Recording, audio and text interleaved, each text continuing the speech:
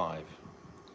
And we're continuing with our reading of this transcendental literature, Sri Caitanya Caritamrta, and we're now in the 5th chapter, describing the glories of Nityananda Balaram. Agyan Timirandasya Gyananjala Shalakaya Chakshu Unmilitam Jena Tasmai Shri Gurave Namaha Gurave Gauda Chandraya Radhikaya Tadalaye Krishnaya Krishna Bhaktaya Tada Bhaktaya Namo Namaha Sri Chaitanya Manobrishtam Shtapitam Jena Bhutale Swayam Rupa Kadamayam Dadati Swapadantikam Priya Sarupe, Daita Sarupe, Prema Sarupe, Sahaja Virupe, Nijana Rupe, Prabhuveka Rupe, Tatana Rupe, Swavilasa Rupe, Anapita Chirim Chirat Kuruna Varatanokalo, Samara Paitam Unnata Ujjvala Rasam Swabhakti Shriyam, Haripurata Sundarata Tikatam Vasadipita, Sadakridare Kandare Spuratu Vasachinandanaha.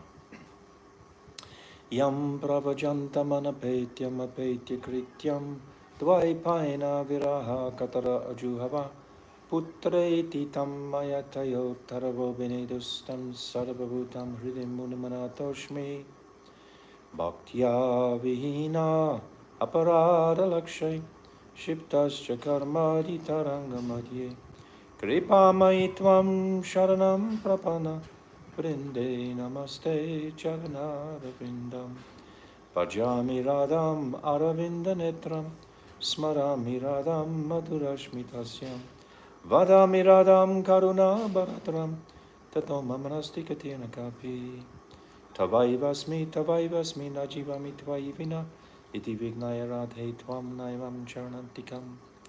I'm first of all offering millions of Dandava Pranams unto the lotus feet of my most beloved Gurudev, Nitya-lila Pravishta Om, Astau Tarasara Shishimad Srila Bhaktivedanta Narayan Goswami Maharaj.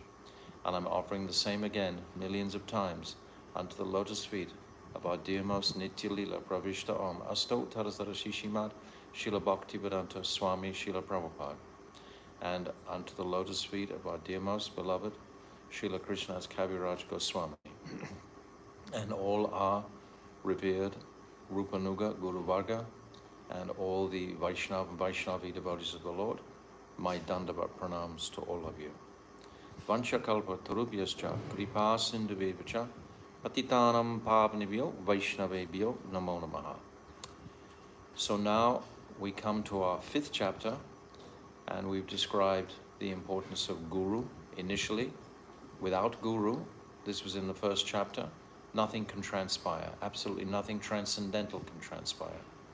We can perhaps acquire Sukriti and some sanskars, but the transcendental connection with that Shuddha Sattva realm can only manifest from someone who is already in that Shuddha Sattva realm, and that is Sri Guru. And then we discussed the identity of Chaitanya Mahaprabhu as being Swayam Bhagavan, that Supreme Lord. This was in the 2nd chapter. And the 3rd chapter, the external reasons for Mahaprabhu's advent. The loud calling of Advaita Acharya, and to gift the living entities with this empowered Mahamantra in this age. And the 4th chapter, most ecstatic chapter, the internal confidential reasons for Mahaprabhu's advent. Principally to taste Gopi Bhav himself.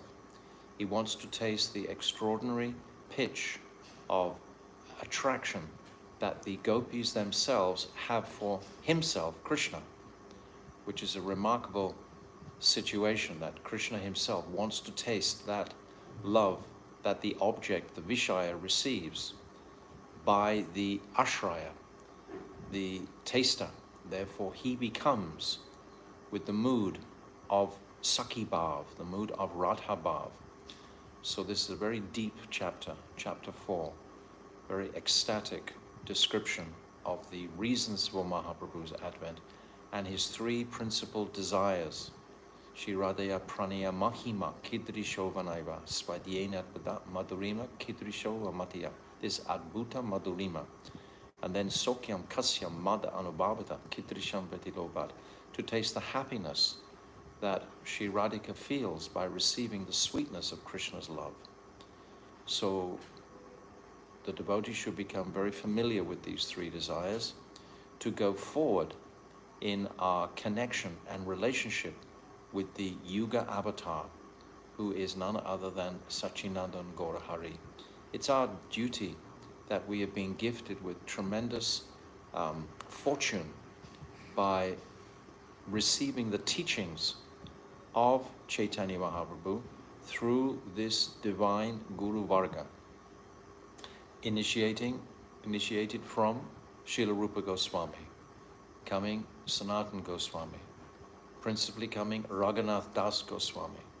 Srila Krishna's Kaviraj himself, he's writing under the auspices of Madan Mohan, but he himself has received the teachings from Raghunath Das Goswami, who is carrying the Kadacha, the notebooks of Swarup Damodar.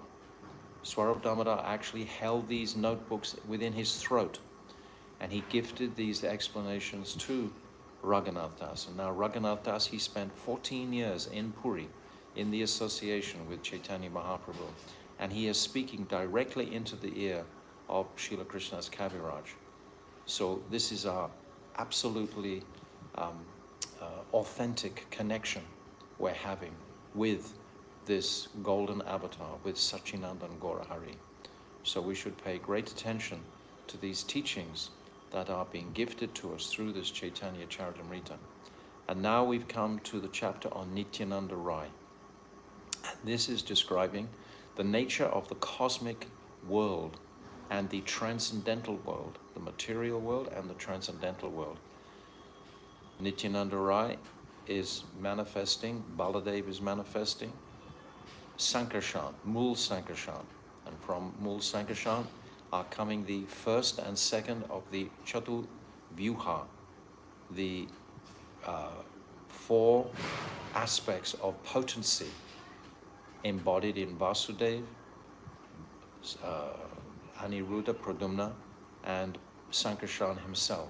So there's the first, which is the Mool Sankarshan, manifesting all of Dwarka, Mathura, and Goloka Vrindavan. And then there's the second, Sankarshan, Baladev, Nityananda Prabhu. He's the Ishtadev of this Sandini Shakti, the potency of existence, which has its origin from the Swarup Shakti.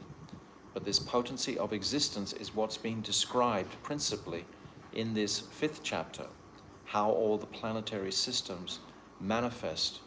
And then the second Vyuha, Chatuvyuha, where the Narayan avatar is manifested, and the Purusha avatars, Karanadakshay Vishnu, Garbhadakshay Vishnu, and Shiradakshay Vishnu. And then ultimately Anantashesh, reclining at the bottom of this universe. So all of these descriptions, very vivid, very clear, of the planetary arrangements, etc., which have all manifested from Nityananda Prabhu. When we start to appreciate this, when we start to hear this carefully and follow this vision, we can say, of what is beyond this material plane, and we understand all this is manifested by the tremendous affection and love and ultimately pure bhakti, Vishuddha bhakti, which is coming from the heart of Nityananda towards his divine master Brajendranandan Shyam Sundar. This is why Nityananda is described as the Akhanda Guru Mula Tattva.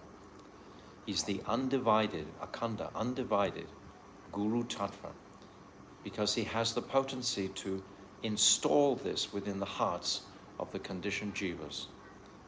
And this is what Nityananda Prabhu is intent on doing, certainly in this incarnation of Nityananda with Mahaprabhu. Mahaprabhu is the most magnanimous, munificent, Audarya personality to ever come in the whole day of Lord Brahma, with the gift of love of Godhead, how to actually develop this love that the gopis have for Krishna, how to develop that love. The gopis' love is the highest exhibition of love known to man. Nothing is higher than the gopis praying towards Krishna. So Mahaprabhu has come to gift us this by his desire to taste it himself. And by that activity, we are seeing his example, and we are seeing carefully how to follow the footsteps of the gopis, in the gopis anugatya. So this is what our path, and Mahaprabhu is enunciating this with the strength and platform foundation of Nityananda Rai. So now we come to, we're reading from the 22nd text, and it's a very long purport, so we broke it. We stopped halfway through this purport. But basically this chapter up till now has been describing the different worlds. The worlds of Dwarka, Mathura and Goloka Vrindavan, the worlds of Vaikuntha, and what is the nature of these planetary arrangements. So now Prabhupada, if you've read the book Easy Journey to Other Planets, this purport is a little bit like that, in its sense of opening out the whole map of the possibilities that where the devotee can go, and then where is our best advantage to go. Where is it? Where are we going to get the maximum benefit? Only by that submissive surrender to Brajendranandan Shamsundar. So this is our path, very clear. So we got actually about halfway through this purport on text 22. And I'm just going to take it up again from where we were up to, and hope that you can. Basically, Prabhupada is describing the residents of Vaikuntha and their airplanes, etc. He's drawing a picture of the spiritual world. The spiritual world is closed to the materialist, but to the devotees, it's actually wide open. We simply have to be receptive to what is this called achintya bhav. Srila Bhaktivinoda Thakur says, without this acceptance of the inconceivable, how can we develop our bhakti for that inconceivable personality? He's inconceivable from the material platform, but when we move forward, he becomes somewhat accessible. So we need to have this achintya shakti, achintya bhav mood of accepting what is beyond our material senses. So in my book, it's on page 438. So it's like 4.5 pages into the lengthy purport here. And it begins that even if a materialist wants to enjoy developed material facilities, so Bhaktivedanta Swami Prabhupada, by his mercy, he's catching the wayward Western adherents of this path towards the glories of Nityananda and Sachinandan Gaurahari through his very pure, powerful commentaries. He's given his life. Actually, Bhaktivedanta Swami Prabhupada has told us that his ecstasies are within his purports, his commentaries. These are his ecstasies. So we should listen with attention. Even if a materialist wants to enjoy developed material facilities, so Prabhupada is giving us the whole opening, so to speak. Whatever is your desire, it can be attained fully by following these teachings of Mahaprabhu and Nityananda. He can transfer himself to planets where he can experience material pleasures much more advanced than those available on earth. The best plan is to prepare oneself to return to the spiritual sky after leaving the body. But nevertheless, there are yogis who want to attain higher planetary systems in this Brahmand. So he's speaking about that. However, if one is intent on enjoying material facilities, one can transfer himself to other planets in the material sky by utilizing yogic powers. The playful spaceships of the astronauts are but childish entertainments and are of no use for this purpose. So Prabhupada completely ridicules this idea of material advancement as far as space travel is concerned. It's not possible to actually break out of this earthly planet. Ravan tried it and was defeated. So many great personalities in the past have tried. Mechanically, we cannot do it because these planets, the moon planet, etc., they're not earthly planets. They can't be attained by earthly mechanical means, but they can be attained by yogic means. So Prabhupada is opening this door and giving us a clear picture. The Ashtanga Yoga system is a materialistic art of controlling air by transferring it from the stomach to the navel, from the navel to the heart, and from the heart to the collarbone, from there to the eyeballs, and from there to the cerebrum, and from there to any desired planet. The velocities of air and light are taken into consideration by the material scientist, but he has no information of the velocity of the mind and intelligence. He can't measure this. He has some limited experience of the velocity of the mind because in a moment we can transfer our minds to places hundreds of thousands of miles away. Intelligence is even finer. Finer than intelligence is the soul, which is not matter like mind and intelligence, but is spirit, or antimatter. The soul is hundreds of thousands of times finer and more powerful than intelligence. We can thus only imagine the velocity of the soul in its traveling from one planet to another. Needless to say, the soul travels by its own strength and not with the help of any kind of material vehicle. So Prabhupada is opening this reality. Through yoga, we can achieve these planets. What to speak of bhakti yoga? Which dimension can the sadhak attain? The highest, the fourth dimension, transcendental dimension. But Prabhupada is describing prior to this what can be attained by Ashtanga yoga, because some will question this, some will ask these questions. So all information is being divulged to us very kindly by Srila Bhaktivedanta Swami Prabhupada. The bestial civilization of eating, sleeping, fearing, and sense gratifying have misled modern man into forgetting how powerful a soul he has. Yes, this is to put the accent on the power, the potency of the soul. We're on a journey. We're trying to journey out of this material consciousness. What is the path out of this material consciousness? It's being described. As we have already described, the soul is a spiritual spark, many, many times more illuminating, dazzling, and powerful than the sun, moon, or electricity. Human life is spoiled when man does not realize his real identity with the soul. The soul is fully dharmic. The soul is fully pure. The soul is fully desirous of bringing pleasure to Krishna. This is the nature of the soul. If we follow this path of dharma, if we follow this path of bhakti, then we can wake up our soul. Yeyatma suprasidati. Then the living entity will become most joyful. Prasidati.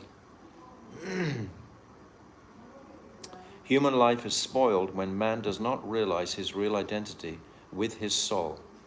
Lord Chaitanya appeared with Lord Nityananda to save man from this type of misleading civilization.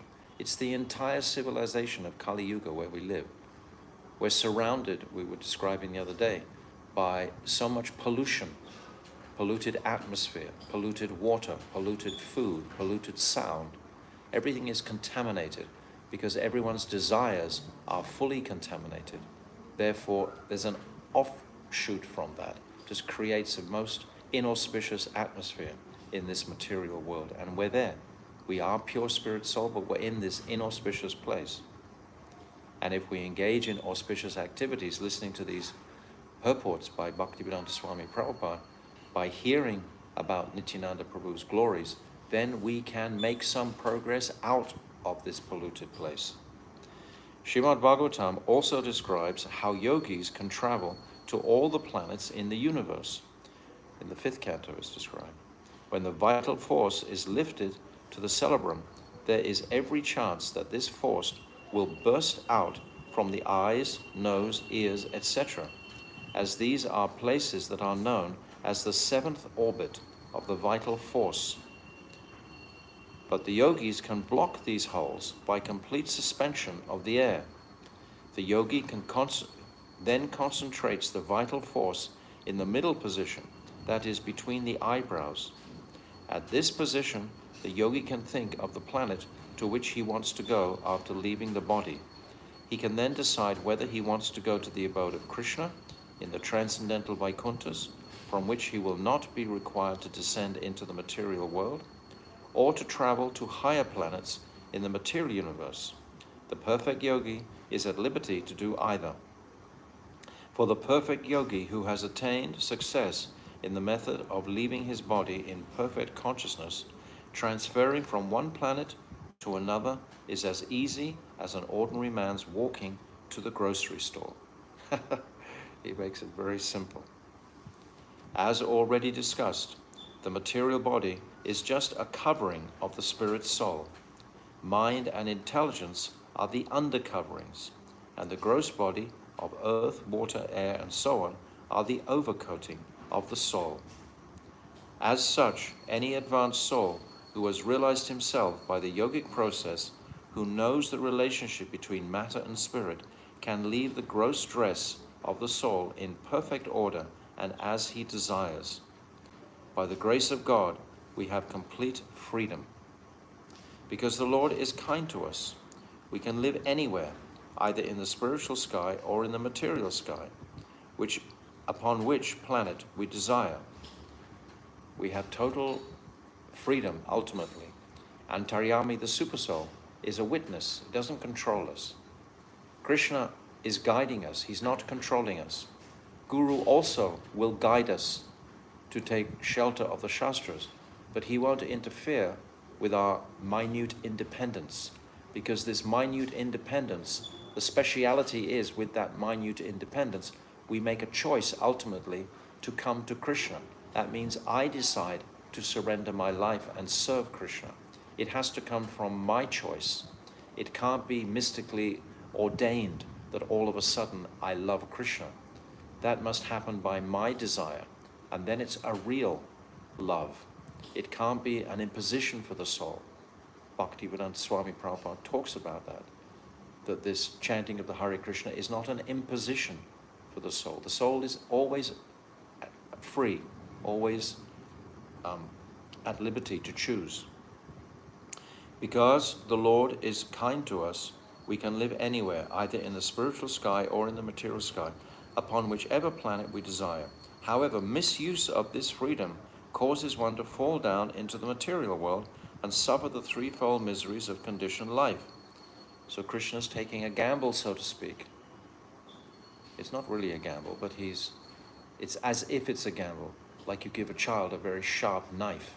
He can either use it to cut something that's necessary, or he can inflict harm with it. So we have this freedom where we can either ascend to the spiritual realm, or we can use that freedom to indulge our material senses in the material atmosphere, hoping to find this ananda, this bliss. However, misuse of the freedom causes one to fall into the material world and suffer the threefold miseries of conditioned life, adhyatmik, adibhautik, adidevik. The living of a miserable life in the material world by dint of the soul's choice is nicely illustrated by Milton in Paradise Lost. Similarly, by choice, the soul can regain paradise and return home back to God. So in Milton's Paradise Lost, the story of Adam and Eve, and they eat the forbidden fruit. And as soon as they take that, they're disqualified to remain. They were told, don't take that fruit. But they broke that shastric order, so to speak. They broke that dharmic injunction, and therefore they had to suffer drastically for that. This is paradise lost. They lost paradise. At the critical time of death, one can place the vital force between the two eyebrows and decide where he wants to go. If he is reluctant to maintain any connection with the material world, he can, in less than a second, reach the transcendental abode of Vaikuntha and appear there completely in his spiritual body, which will be suitable for him in the spiritual atmosphere.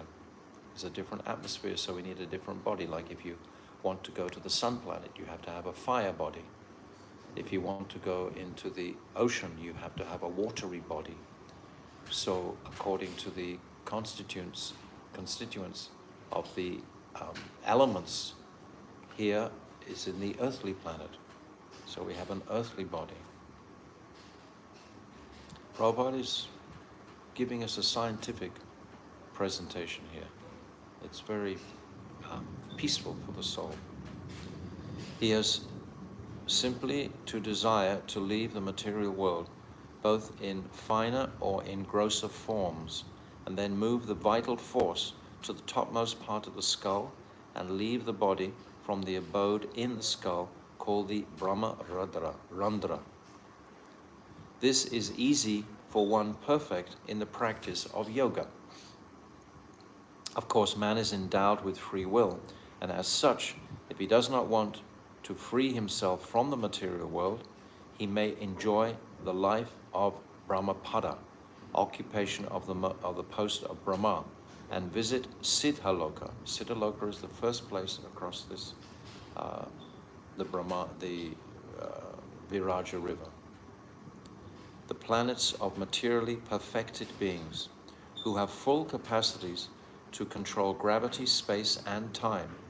To visit these higher planets in the material universe, one need not give up his mind and intelligence, finer matter, but need only give up grosser matter, the material body.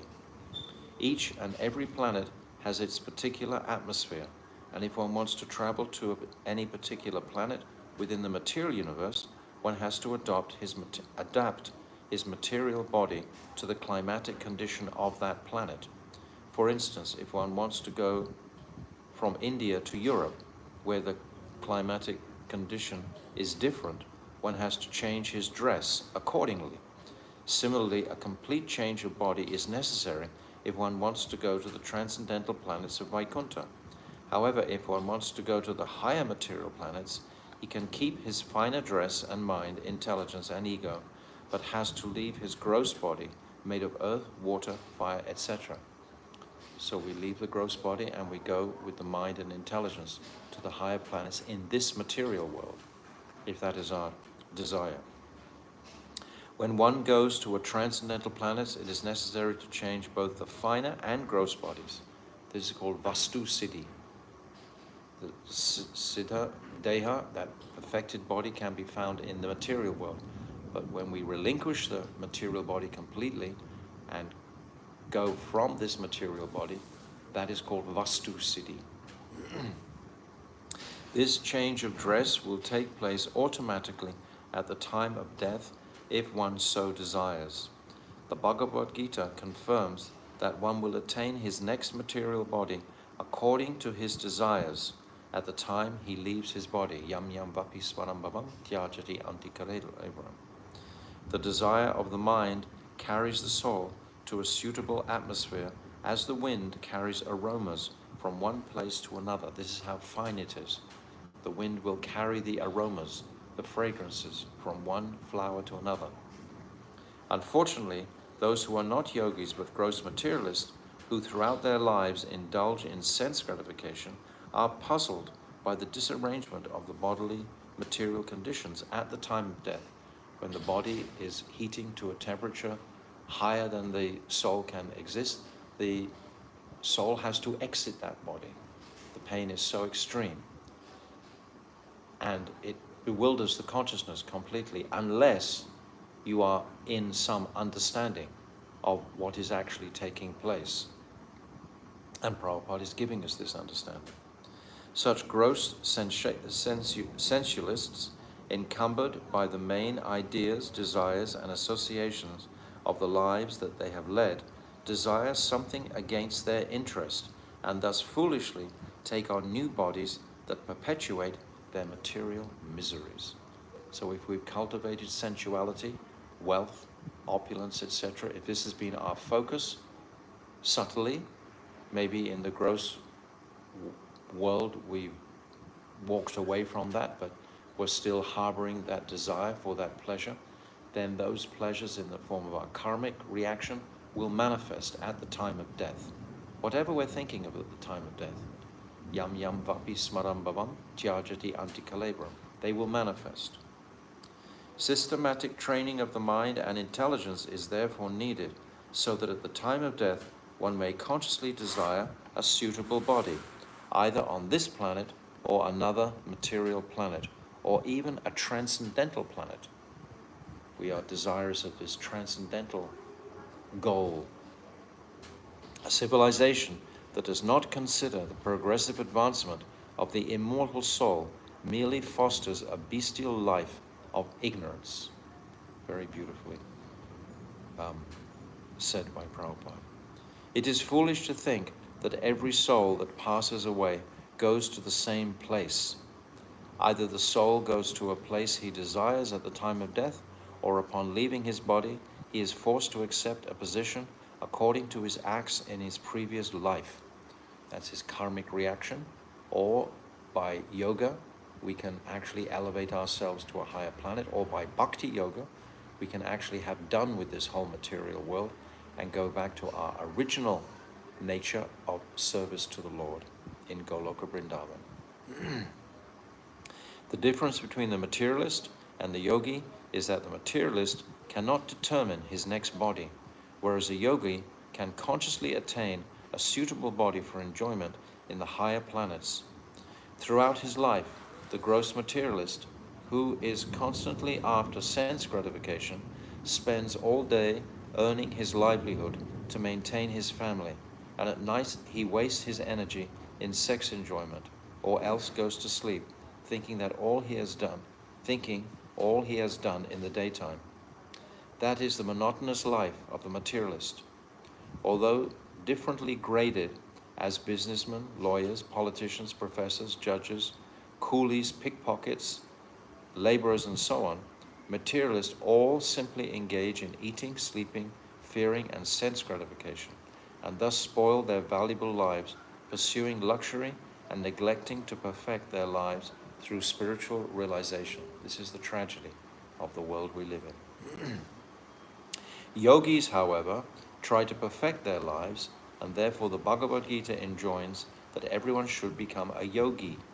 Yoga is the system for linking the soul in the service of the Lord. Only under superior guidance can one practice such yoga in his life without changing his social position.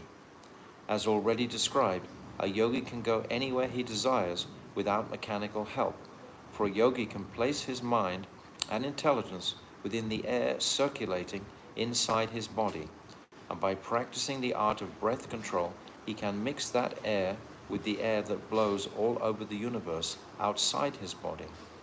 With the help of this universal air, a yogi can travel to any planet and get a body suitable for its atmosphere. We can understand this process by comparing it to the electronic transmission of radio messages. With radio transmitters, sound waves produced at a certain station can travel all over the earth in seconds. But sound is produced from the ethereal sky, and as already explained, subtler than the ethereal sky is the mind, and finer than the mind is the intelligence. How beautiful explanation Prabhupada is giving here. Spirit is still finer than the intelligence, and by nature it is completely different from matter. Thus, we can just imagine how quickly the spirit soul can travel through the universal atmosphere, completely at liberty. To come to the stage of manipulating finer elements like mind, intelligence, and spirit one needs appropriate training, an appropriate mode of life, and appropriate association. Such training depends upon sincere prayers, devotional service, achievement of success in mystic perfection, and the successful merging of oneself in the activities of the soul and supersoul. A gross materialist, whether he be an empiric philosopher or a scientist, a psychologist, or whatever, cannot attain such success through blunt efforts and word jugglery. Blunt efforts and word jugglery are simply material means. Materialists who perform yajnas or great sacrifices are comparatively better than grosser materialists who do not know anything beyond laboratories and test tubes. The advanced materialist who performs such sacrifice can reach the planet called Vaivashvarnya, a fiery planet similar to the sun. On this planet, which is situated on the way to Brahmaloka, the topmost planet in the universe, such an advanced materialist can free himself from all traces of vice and its effects. When such a materialist is purified, he can rise to the orbit of the pole star, Dhruvaloka. Within this orbit, which is called the Shishumara Chakra, are situated the Aditya Lokas and the Vaikuntha planet within this universe. There is a Vaikuntha planet within this universe. There is the pure, the Vishuddha Vaikuntha planets beyond the universe. But there's also a replica of the Vaikuntha planets within this universe. This is actually all clearly explained in the Brahma Samhita. And Prabhupada is just touching this now. If someone is interested, he can pursue this. A purified materialist who has performed many sacrifices, undergone severe penances, and given the major portion of his wealth in charity can reach such planets as Dhruvaloka. And if he becomes still more qualified there, he can penetrate still higher orbits and pass through the navel of the universe to reach the planet Mahaloka, where sages like Bhrigu Muni live. In Mahaloka, one can live even to the time of the partial annihilation of the universe. Partial annihilation, that means the end of Lord Brahma's day. That's the pralaya. It doesn't say the Mahapralaya, the end of his life. It just says the end of his day, which is billions of years. The annihilation begins when Anantadev from the lowest position in the universe produces a great blazing fire. The heat of this fire reaches even Mahaloka, and then the residents of Mahaloka travel to Brahmaloka, which exists for twice the duration of a parda time. Twice the duration of parda time. In Brahmaloka, there is an unlimited number of airplanes that are controlled not by yantra, machine, but by mantra, psychic action. Because of the existence of the mind and intelligence on Brahmaloka, its residents have feelings of happiness and distress, but there is no cause of lamentation from old age, death, fear, or distress. They feel sympathy, however, for the suffering living beings who are consumed in the fire of annihilation. The residents of Brahmaloka do not have gross material bodies to change at death, but they transform their subtle bodies into spiritual bodies and thus enter the spiritual sky. The residents of Brahmaloka can attain perfection in 3 different ways. Virtuous persons who reach Brahmaloka by dint of their pious work become masters of various planets after the resurrection of Brahma. Those who have worshipped Garbhodakshai Vishnu are liberated with Brahma, and those who are pure devotees of the personality of Godhead at once push through the covering of the universe and enter the spiritual sky.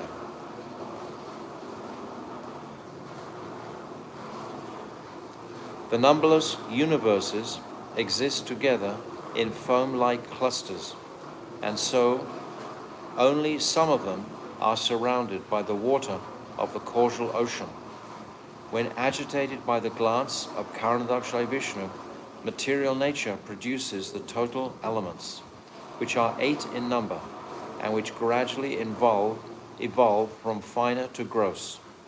A part of ego in the sky, a part of which is air, a part of which is fire, a part of which is water, a part of which is earth. Thus, one universe inflates to an area of 4 billion miles in diameter. A yogi who desires gradual liberation must penetrate all the different coverings of the universe, including the subtle coverings of the 3 qualitative modes of material nature. One who does this never has to return to this material world, this mortal world. According to Shukadev Goswami, the above description of the material and spiritual skies is neither imaginary nor utopia. The actual facts are recorded in the Vedic hymns, and Lord Vasudeva disclosed them to Lord Brahma when Brahma satisfied him. One can achieve the perfection of life only when he has a definite idea of Vaikuntha and the Supreme Godhead. One should always think about and describe the Supreme Personality of Godhead, for this is recommended in both the Bhagavad Gita and the Bhagavad Purana, which are 2 authorized commentaries on the Vedas. Lord Chaitanya has made all these subject matters easier for the fallen people of this age to accept, and Sri Caitanya Caritamrta has therefore presented them for the easy understanding of all concerned. So Bhaktivedanta Swami Prabhupada has just opened out a whole range of options for the jiva. We are liberated in a sense to make a choice. It's our own choice. If we want to follow this path of Astanga Yoga, we can focus our attention on the different planetary systems, and we can develop that desire under guidance. It's still staying under guidance of a self-realized yogi who can guide us through these channels, so to speak.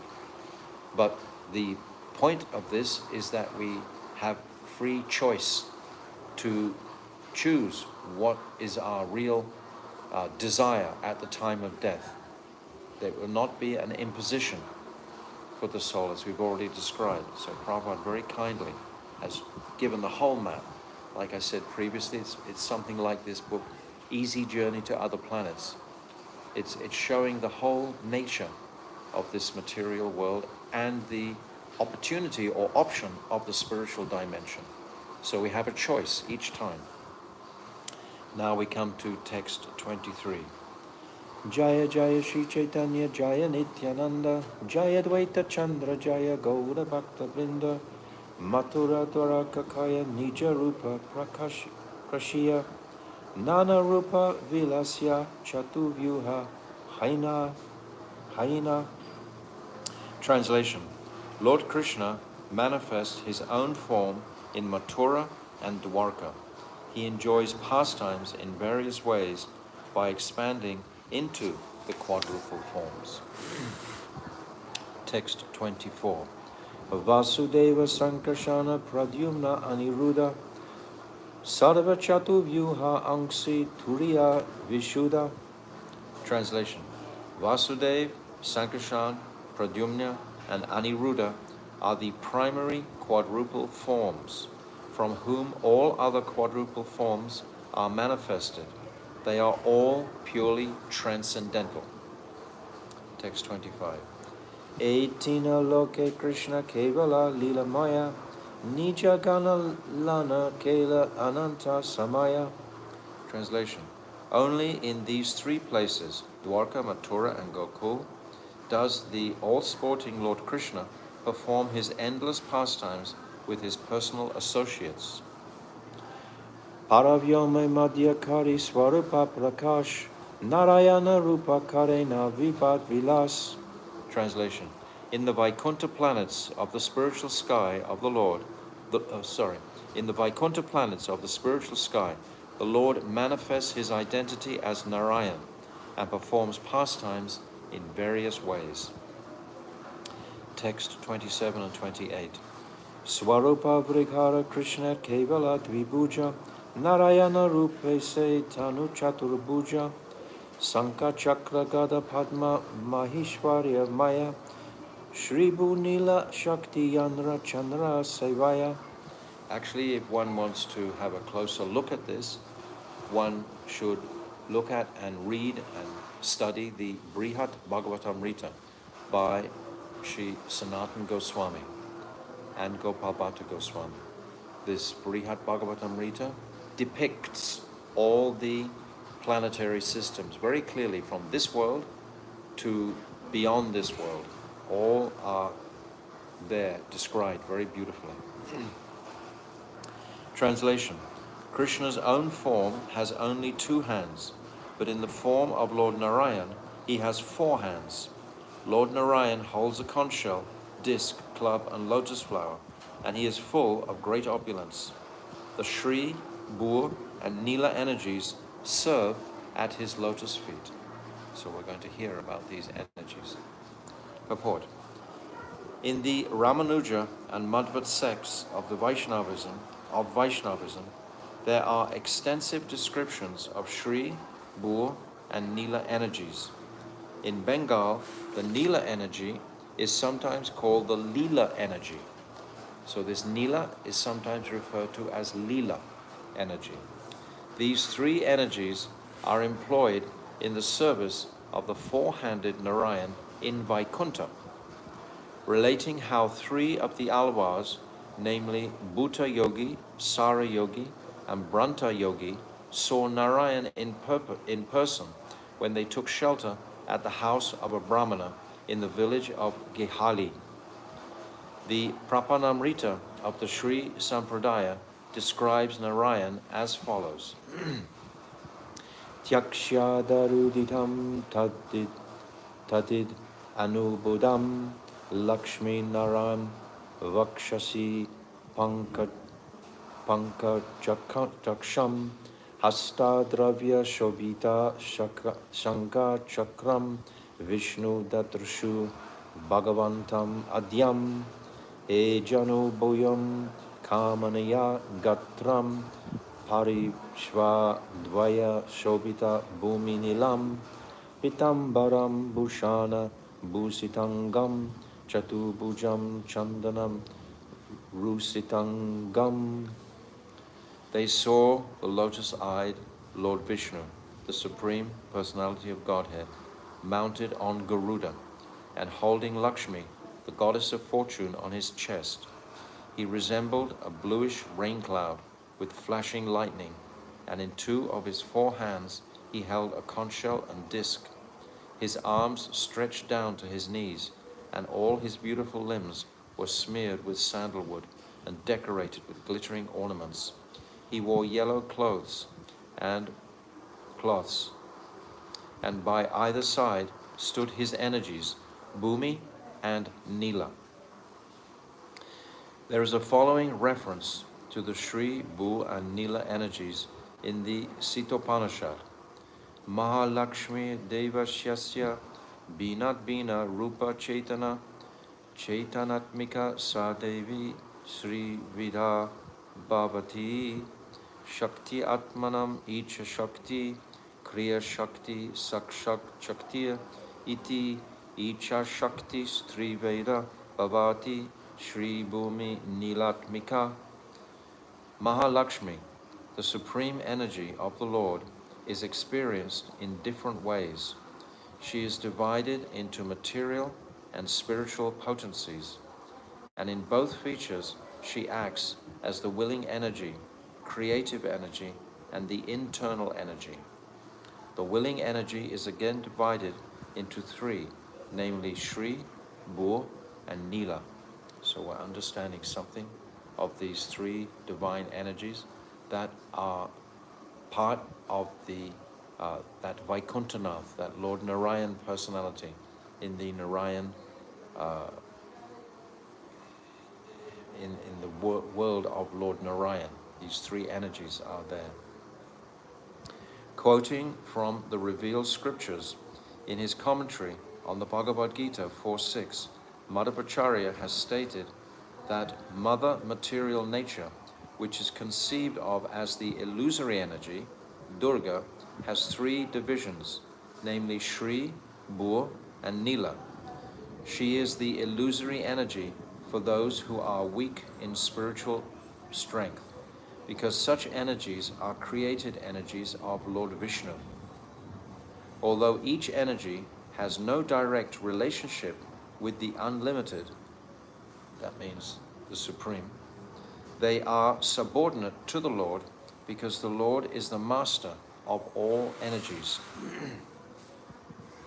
In his Bhagavat Sandarbha, text 23, Sri Jiva Goswami Prabhu states, the Padma Purana refers to the eternally auspicious abode of Godhead, which is full of all opulences, including the energies Shri, Bur, and Nila.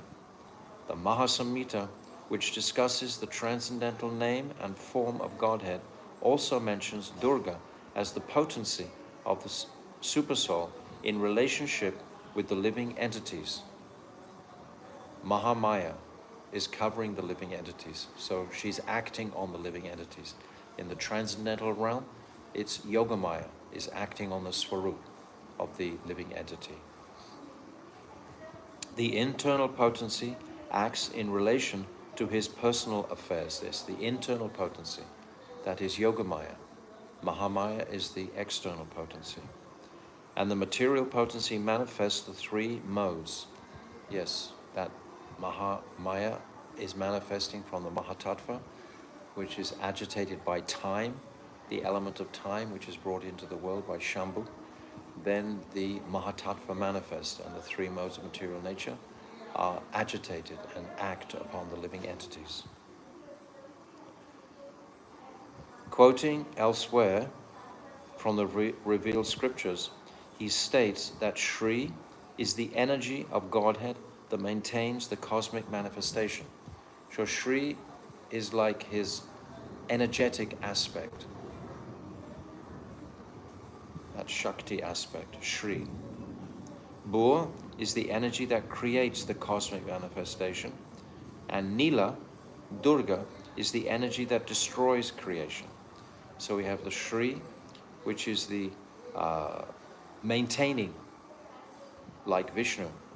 And then we have Bur, which is the energy that creates the cosmic manifestation, which is like Lord Brahma, or in this case we're discussing Nityananda, and that aspect of creation, the Sandini. And Nila, Durga, the covering, the energy that destroys creation, Shivji. So these three energies are acting within the world. All these energies act in relation with the living beings, and thus they are together called Jiva Maya. Yes, all these energies are acting to create this Mayic world, this world which is real, but it's temporary. And these are manifesting from Lord Narayan. He has these energies. So these energies have specific functions. And we can say, like the Nila energy, this is the destructive energy. And the Shri is the creative energy. And the Bur is that, the Bur is the creative energy, I'm sorry. And the Shri is that energy which maintains. So we can consider it in this way for now. There are many references. Srila Bhaktisiddhanta Saraswati has a very nice reference in his writings about Shri, Bur, and Nila. And there are many other references to this if one wants to understand these three divine potencies more than they are there in scripture. Text 21. Yadyapi kevala tanra kridaman matradam tatapi jivera kripyai kare eka karm. Translation. Although his pastimes are his only characteristic functions, by his causeless mercy he performs one activity for the fallen souls. I'll read that again. Although his pastimes are his only characteristic functions, yes, his pastimes, by his causeless mercy, he performs one activity for the fallen souls. He performs an activity for us, even though his pastimes are completely transcendental. Text 30. Salokya samipya sharsti sarupa prakara chari mukti diya kare jivare nishtara. He delivers the fallen living entities by offering them the four kinds of liberation: Shalokya, Samipya, Sharsti, and Sarupya.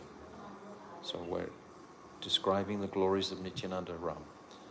And these are all under his heading. These are all under his control, we can say.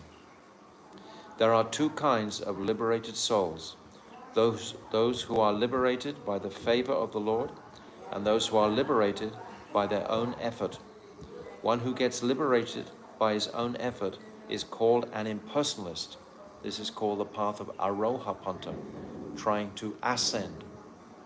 That is not encouraged. Our path is Ava, like avatar, Avaroha, descending, to bow the head and expect grace, accept mercy to come. And he merges into the glaring effulgence of the Lord. This is the impersonalist, the Brahmajoti. But devotees of the Lord who qualify themselves for liberation by devotional service are offered four kinds of liberation, namely Salokya, status equal to that of the Lord; Samipya, constant association with the Lord; and Sharsti, opulence equal to that of the Lord; and Swarupya, features like those of the Lord. So Prabhupada said previously, or Srila Krishnadas Kaviraj is saying, that no living entity has exactly the same destination. There are millions and billions of destinations that the living entity can reach. Therefore, it's so imperative for us to study Shastra and set our compass, so to speak, of what do we want to achieve in this birth? What is that heart's desire? What is our focused destination that we want to cultivate for ourselves? So all these options are being opened, so to speak. We can have this Salokya, Samipya, Sharsti, Sarupya, etc. They are all there. If the jiva desires that liberated condition in the Vaikunthas, with a body like the Lord, with intelligence like the Lord, with opulences like the Lord, etc. Salokya, living on the same planet as the Lord. And all these destinations are granted by Nityananda Prabhu. It's Nityananda who is the person who is arranging all these different worlds, coming from the Chatuvyuha, from Sankarshan, from Mahasankarshan. This is why we're discussing this part here. It's all in support of the glorification of Nityananda. Don't miss the essential nature of these descriptions. It's in glorification. The chapter is titled The Glories of Nityananda Balaram. So everything is in that direction. Text 31. Brahma sayuja muktera taha nahi gati Vaikuntara bakir hayate sabaras diti. Translation. Those who attain Brahma Soyuja, liberation, cannot gain entrance into Vaikuntha. Their residence is outside the Vaikuntha planets. This is merging into the Brahman.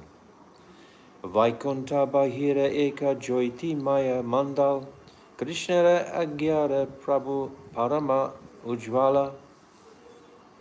Outside the Vaikuntha planets is the atmosphere of the glowing effulgence, which consists of the supreme bright rays of the body of Lord Krishna.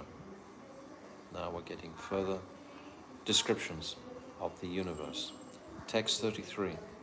Siddha loka namatara prakritira para Chitta swarup tanhas nahi chit chakti vikara. Translation. That region is called Siddhaloka, and it is beyond the material nature. Its essence is spiritual, but it does not have spiritual varieties. This is where those yogis who want to worship Paramatma feature, they can attain this place of Siddhaloka. It's beyond the material world. That yogic experience of seeing all living entities with Paramatma residing within them. is somewhat impersonal. It's a step up from Brahman realization. It's the next step. So he just described Brahman realization, but now the next step is this planet of Sitaloka, where those following Paramatma, we have Brahman, Paramatma, and then Bhagavan. So we're going sequentially through here. Text 34. Surya Mandala Yena Bahir Nivashesha Bitare Surya Adi Savishesha. It is like a homogeneous effulgence around the sun. It is like the homogeneous effulgence around the sun. But inside the sun are the chariots, horses, and other opulences of the sun god. So, according to our vision, we can perceive the limitations or extremities of the reality. The limitations are that it's just like the brilliant effulgent sun.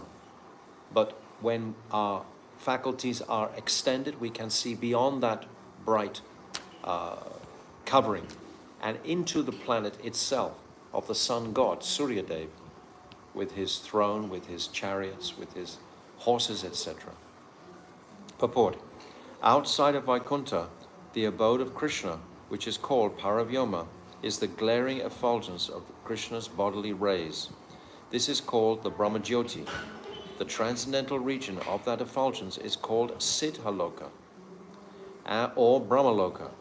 When impersonalists achieve liberation, they merge into that Brahmaloka effulgence.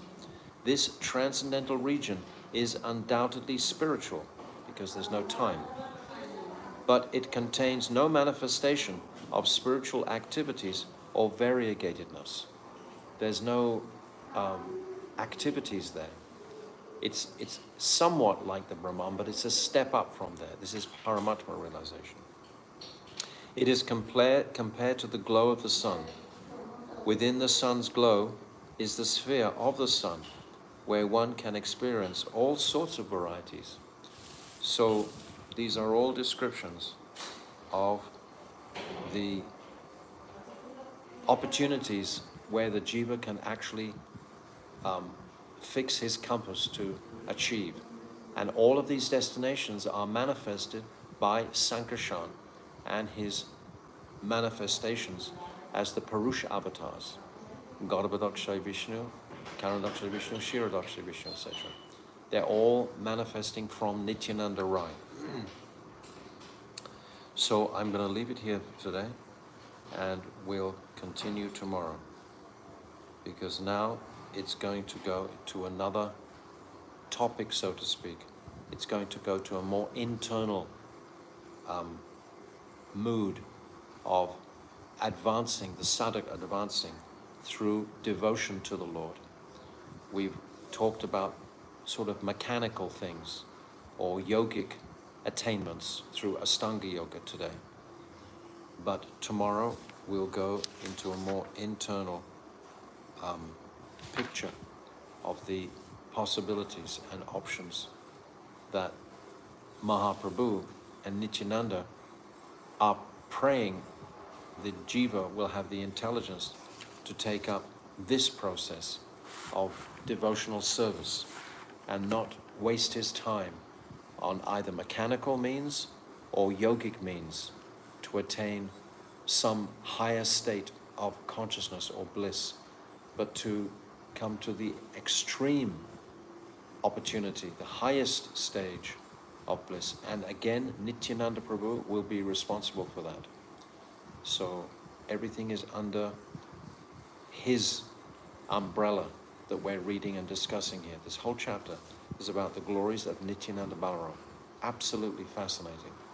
Totally remarkable. It just builds up such a strong impression of this personality, how powerful this personality is.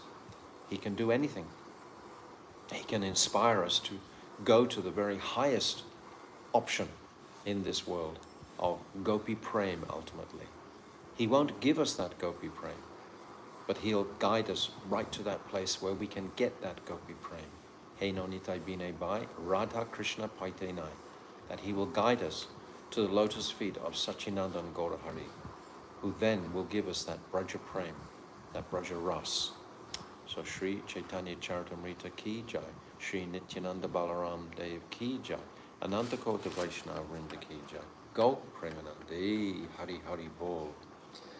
Hare Krishna, Krishna Krishna, Hare Hare, Hare Rama, Rama Rama, Hare Hare, Hare Krishna, Krishna Krishna, Hare Hare, Hare Rama, Rama Rama, Hare Hare, O Hare Krishna, Krishna Krishna, Hare Hare, Hare Rama, Rama Rama, Hare Hare, Hari Bol, Hari Bol, Hari Bol, Gaura Hari Bol, Nitai Gaura Hari Bol, Hari Bol, Hari Bol, Gaura Hari Bol.